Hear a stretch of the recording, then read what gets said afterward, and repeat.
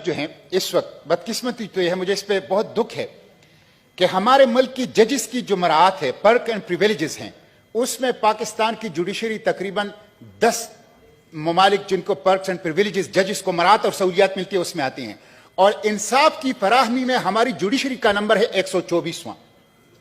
مجھے حیرت ہوتی ہے, یہ افسوس کی بات یہ ہے کہ ججز کی مراعات اور سہولیات میں پاکستان 5 اور 10 پہلے 10 ممالک پہ ہے دنیا میں, اور انصاف کی فراہمی میں پاکستان 124ویں نمبر پہ ہیں. مسٹر چیئرمین, ہمارا جو ٹرانسپیرنسی انٹرنیشنل 2020 کی جو سروے ہے اس میں 180 ممالک میں ہماری جوڈیشری 120 نمبر پر آ گئی ہے, اور ہماری ججز کی تنخواہیں اتنی زیادہ ہیں کہ ایک جج کی پینشن جو ہیں وہ 6 اور 7 لاکھ ہیں. اور مجھے نیشنل بینک کے ایک بندے نے بتایا کہ جس دن کسی جج کی پینشن کی ادائیگی ہوتی ہے تو ہم باقی پینشن سے کہتے ہیں کہ آج چلے جائیں, آج باقیوں کو ادائیگی نہیں ہو سکتی. اتنی بڑی تعداد میں تو پینشن لیتے ہیں, لیکن انصاف کہاں ہے؟ مراعات ہے, سہولیات ہیں, تنخواہیں ہیں, پینشن ہیں, پروٹوکول ہیں, لیکن 2.1 ملین پینڈنسی ہے اور کوئی انصاف لوگوں کو نہیں مل رہا. اور سپریم کورٹ کا اور اعلی عدالتوں کا دروازہ وہ سونے کی چابی سے کھلتا ہے. جس کے پاس سونے کی چابی نہیں ہے اس کو عدالت تک رسائی ممکن نہیں ہے.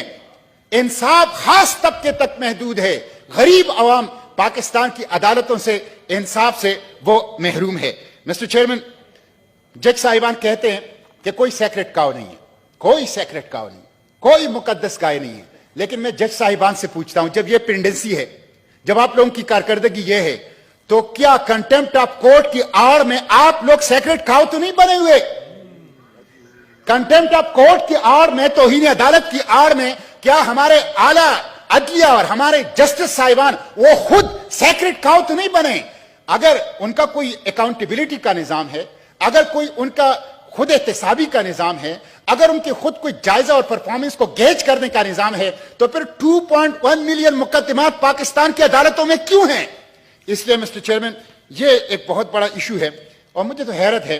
میں جج صاحبان سے کہتا ہوں, آپ لوگ سیاست میں تو ملوث ہوتے ہو, آئے دن واقعات آتے ہیں, جیسے آج بھی ہمارے سینیٹر تارڑ صاحب نے ایک بات کی. آپ لوگ جو ہیں بہت سے ایشو کے اوپر سوموٹو چیزیں تو لیتے ہیں, لیکن یہ انصاف کی فراہمی کے اوپر آپ ڈیم بناتے ہیں, اور مختلف چیزوں کے اوپر جو آپ کا کام ہی نہیں ہے اس کی طرف جاتے ہیں. لیکن جو آپ کا بنیادی کام ہے پاکستان کے عوام کو انصاف فراہم کرنا, اس انصاف کی فراہمی ابھی تک کیوں ممکن نہیں ہو سکی ہے؟ اور دن بدن پاکستان میں یہ پینڈنسی جو ہے وہ کیوں بڑھ رہا ہے؟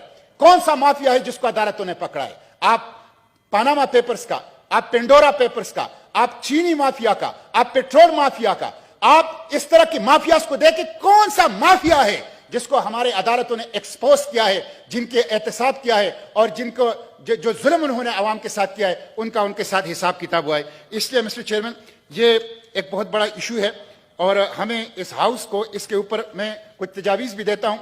جیسے کہ میں ہر چیز, ایک تو یہ ہے کہ یہ جو خالی اسامیاں ہیں اس کو پوری طور پر پر کیا جائے, فوری طور پر پر کیا جائے.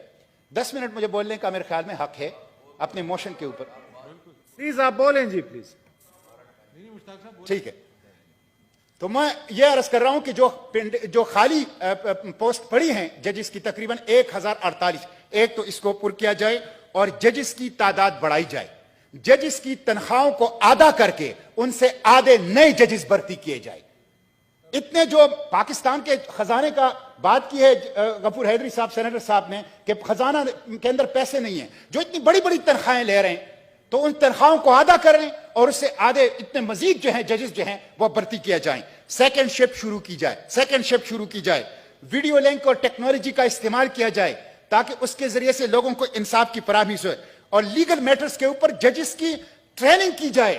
اتنے کمزور فیصلے, خود ہمیں اس کا تجربہ ہوتا ہے, مشاہدہ ہوتا ہے کہ لیگل میٹرز کے اوپر ججز کی گرفت نہیں ہے, ان کی ٹریننگ لیگل میٹرز کے اوپر تاکہ بہتر فیصلے آئیں اور کم وقت میں آئیں. اور اسی طرح جو بار کونسل ایکٹ ہے جس میں وکلا پیش نہیں ہوتے, اس کے لیے کوئی تعداد متعین کی جائے تاکہ کیسز جو ہیں وہ پرولونگ نہ ہوں اور انصاف کی فراہمی سے لوگوں کو اس کو محروم نہ رکھا جا سکے. اس لیے مسٹر چیئرمین, لوگ بھوکے رہ سکتے ہیں, لوگ ننگے پاؤں رہ سکتے ہیں, لوگ اپنے دوسرے حقوق کے اوپر بھی کمپرومائز کر سکتے ہیں، لیکن انصاف کے بغیر کوئی نہیں رہ سکتا.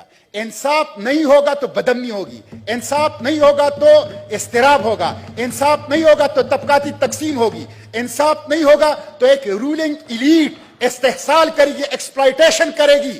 استحصالی طبقہ وہ استحصال کرے گا عوام کا. اس لیے انصاف کی فراہمی بنیادی چیز ہے، باقی چیزوں کا نمبر اس کے بعد آتا ہے. تو اس کے لیے ہمیں کولیکٹیولی کچھ ایفرٹس کرنی چاہیے تاکہ ہم اپنے عوام کو کم از کم انصاف فراہم کر سکیں. بہت شکریہ.